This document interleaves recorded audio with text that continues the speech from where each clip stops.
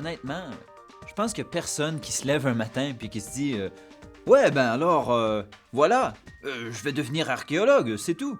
Des objections? Non.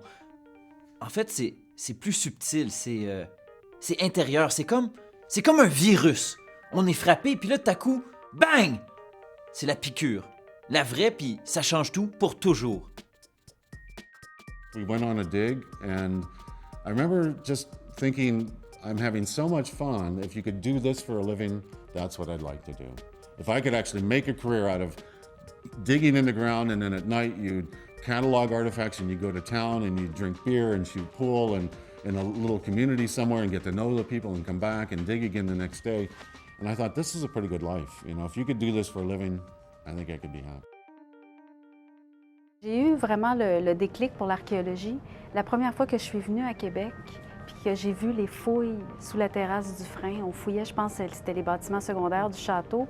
Puis là, c'est vraiment là que j'ai eu le coup de foudre. Puis dans ma tête, je me disais, j'ai eu la lumière qui s'est allumée. Je me suis dit, ça c'est ce que je veux faire dans la vie. I was probably about 10 when I suddenly realized there are archaeologists, and that's something I'd be really interested in. And I was thinking pyramids and, Greek ruins and all the typical things that you think of Mayan temples.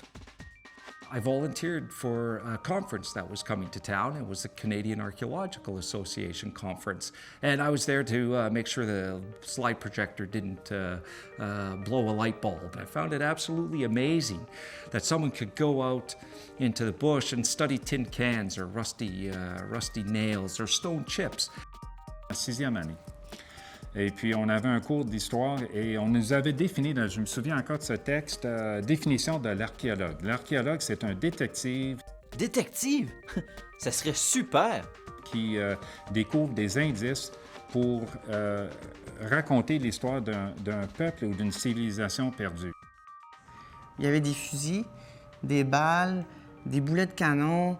Il y avait tout ce que ces gens-là apportaient avec eux, de la cuillère en argent jusqu'au couteau de poche.